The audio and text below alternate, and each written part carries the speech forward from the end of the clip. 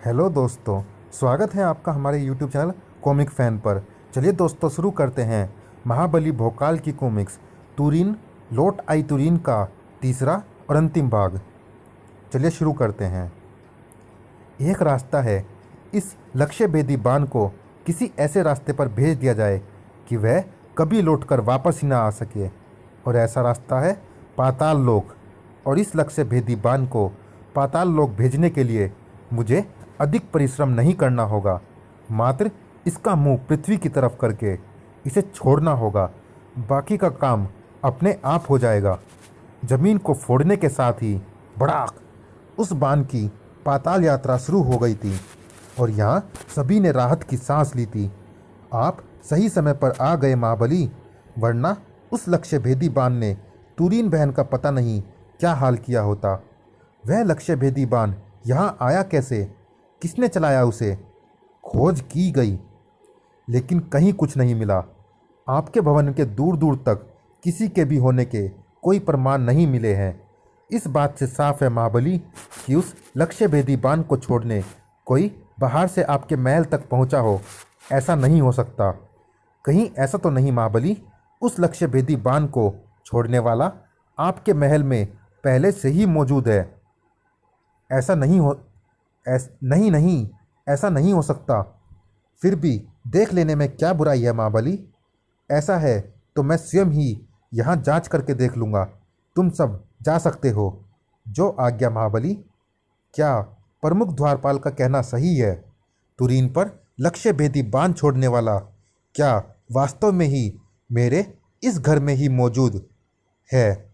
ओह, ये क्या धनुष बाण! यह धनुष बाण किसका है?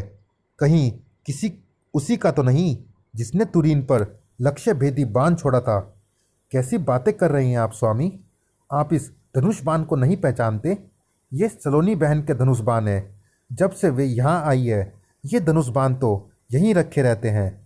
ओह, मैं भी कितना मूर्ख हूँ, अपनों पर ही संदेह करने लगा हूँ, और वो भी उस सलोनी पर जो तुरीन के लिए अपने 100 प्राण न्योछावर कर सकती है। अब कृपया इस ख्याल को हृदय से निकाल दीजिए और चलकर भोजन कीजिए। मैंने आपके और तुरीन बहन के लिए स्वयं अपने हाथों से भोजन तैयार किया है। रात्रि के भोजन के पश्चात समय था आमोद प्रमोद का। लेकिन अचानक उस आमोद प्रमोद में खलल पड़ गया। ओह, क्या हुआ स्वामी? आप इस तरह क्यों चौंके? कुछ नहीं तुरीन, तुम विश्राम करो, मैं अभी आता हूँ। मैंने अभी बाहर एक साए को देखा है जो शायद इस भवन के अंदर से निकलकर बाहर कहीं जा रहा है। मुझे उसे पकड़ना है ताकि मैं जान सकूं कि वह कौन है। तेजी से बाहर निकले भोकाल को वह साया तेजी से अपने से दूर जाता दिखाई दिया। वह रहा तेजी से शमशान की तरफ जाने वाले रास्ते की तरफ बढ़ता हुआ, लेकिन वह शायद वहाँ से आगे ना बढ़ पाए क्योंकि आगे पहरे पर मौजूद कुत्ते उसे रोक लेंगे। भौं भौं खूंखार कुत्तों ने उस साये का रास्ता जरूर रोका, लेकिन उस साये को उन्हें शांत करके उन्हें अपने रास्ते से हटाने में ज़्यादा देर नहीं लगी। कुत्तों की हालत ने भोकाल को अचंभित कर दिया।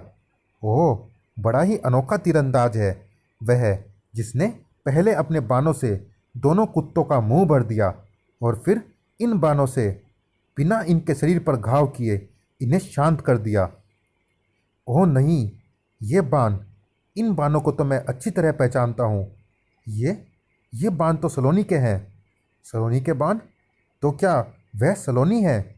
लेकिन अगर वह सलोनी है तो इतनी रात गए यहाँ क्या कर रही है? यह बात तो मुझे उसी से पूछनी होगी और इसके लिए मुझे उसे रोकना होगा। भोकाल ने उसके पीछे दौड़ लगा दी और भोकाल ने उसे पकड़ भी लिया था, लेकिन उफ, धाड़! सलोनी तो मुझ पर वार करके ऐसे भाग खड़ी हुई जैसे वह मुझे जानती ही ना हो। क्या हुआ है उसे? अरे, सलोनी तो अब यहाँ कहीं नज़र नहीं आ रही। एकाएक अंधेरे में कहाँ गायब हो गई? हा हा हा! अचानक वहाँ गूंजी उस ठाके की आवाज़ ने भोकाल को चौंकाया और उस समय तो भोकाल उछल ही गया जब उसे ठाका लगाने वाला दिखा। ओह, ये मेरी आंखें क्या देख रही है? एक बाण ठाके लगा रहा है। ठाकों के साथ उस अद्भुत बाण से जो शब्द निकले थे वे तो विस्फोट कर देने वाले थे। हा हा हा, मुझे मेरी स्वामिनी ने एक स्त्री को शिकार बनाने के लिए पैदा किया है और उस स्त्री का नाम है तुरीन। ओह, ये रहस्यमयी बाण भी पहले वाले लक्ष्य भेदी बाण की तरह ही तुरीन का शत्रु है। इससे पहले कि यह तुरीन पर आक्रमण करने के लिए पहुंचे, मुझे इसे समाप्त करना होगा। धड़ाक! भोकाल ने उछलकर अपनी तलवार का वार उस बाण पर कर दिया, लेकिन उसका तो बाल भी बांका नहीं हुआ। तो तू मुझे समाप्त करने आया है? नहीं कर पाएगा, कभी नहीं कर पाएगा। ओह नहीं, एक बाण देखते देखते ऐसा अद्भुत रूप धारण कर लेगा, ये तो भोकाल ने सपने में भी नहीं सोचा था। और अभी तो भोकाल की सोच से परे बहुत से काम होने थे। ओह, टनाक! उफ! ओह, ठाक ठाक! उफ! इस भयानक बाण राक्षस ने तो मुझे वृक्ष में बींध कर रख दिया। हा हा हा, स्वामिनी का आदेश है कि जब तक मैं तुरीन नामक स्त्री को समाप्त नहीं कर देता तब तक मुझे रुकना नहीं है। मुझे आगे बढ़ते रहना है, हर रोकने वाले को समाप्त करके। रुकना तो तुझे पड़ेगा ही दुष्ट, क्योंकि तुझे रोकने के लिए तेरे सामने खड़ा है भोकाल। और तेरी स्वामिनी को यह नहीं पता कि तुरीन को समाप्त करने का प्रयत्न अगर मृत्यु भी करेगी तो भोकाल के हाथों वो भी समाप्त हो जाएगी। ओहो, उसने अपने हाथों के साथ साथ अब अपने मुंह से भी बाण उगलने आरंभ कर दिए हैं और इसका हर बाण अत्यंत घातक है, इसलिए यह जितनी जल्दी समाप्त हो जाए उतना ही अच्छा है। हा हा हा, मेरा शरीर तेरी तरह हाड़ मांस का नहीं, काठ के मजबूत बाणों से बना हुआ है, और वो भी इतने घने बाणों से कि बड़े से बड़ा धारदार हथियार भी इन्हें इकट्ठे ना काट पाए, जबकि मेरे बाण किसी को भी चुटकियों में काट सकते हैं। भड़ाक! उफ! वह सही कह रहा है। सहस्त्रों संगठित बाणों से बने उसके शरीर को इस तरह काटना असंभव है। एक क्षण, मुझे इसे काटने की आवश्यकता ही क्या है? मेरे पास इसे समाप्त करने का दूसरा उपाय भी तो है। मैं इसे भस्म क्यों नहीं कर डालता ज्वाला शक्ति से?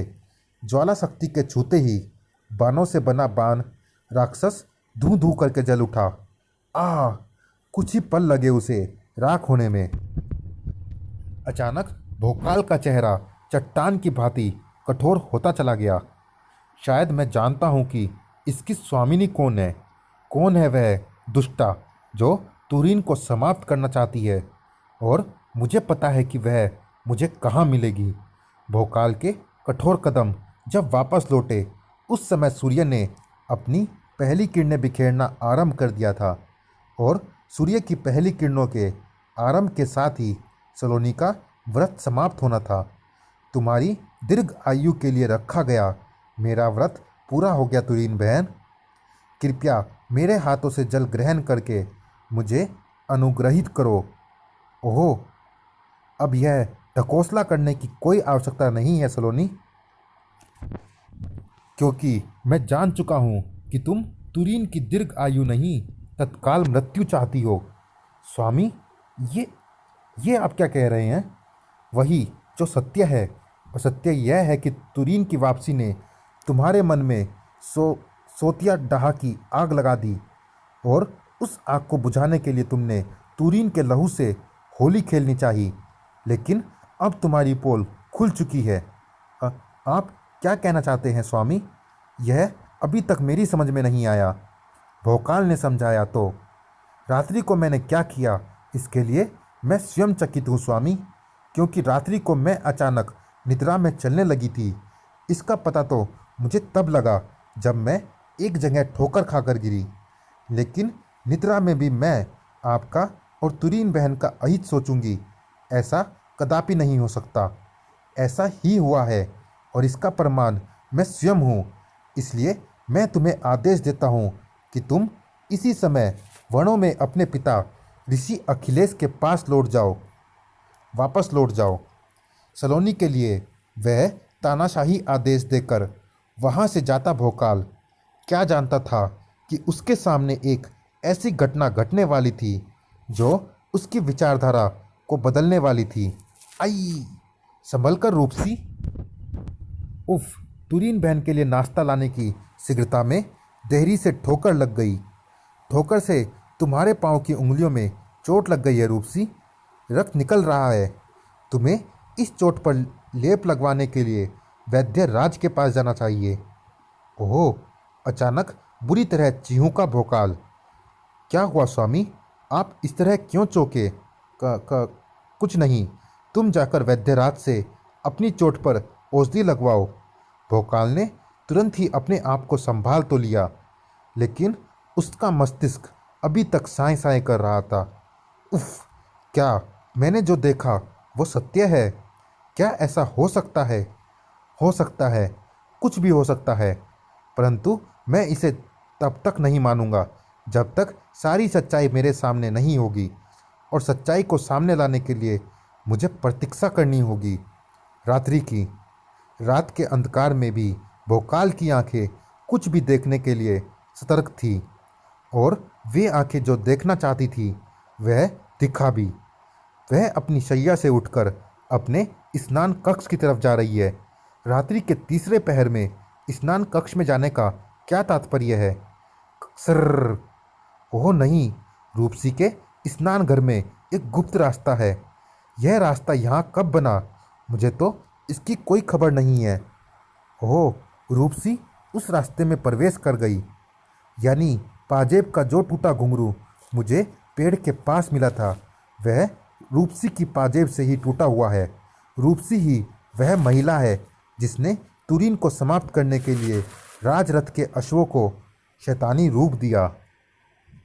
उसी ने सलोनी को मेरे सामने अपराधी सिद्ध करवाया ताकि मैं सलोनी को वापस उसके पिता के पास वनों में भेज दूं, और वह यहाँ आराम से तुरीन को समाप्त कर सके अपनी उन शैतानी शक्तियों की मदद से जो उसने निश्चय ही अपने पिता कोबड़ा शैतान उर्फ विवेक मोहन से प्राप्त की होगी। ओहो, आई, ये आवाज़ तो तुरीन के कक्ष की तरफ से आ रही है। यानी रूपसी उसके कक्ष में पहुंच गई है और उसने तुरीन के लिए कोई नई मुसीबत खड़ी कर दी है। हर्र, उफ, रूपसी द्वारा खड़ी की गई उस शैतानी मुसीबत ने तुरीन को बुरी तरह जकड़ रखा है।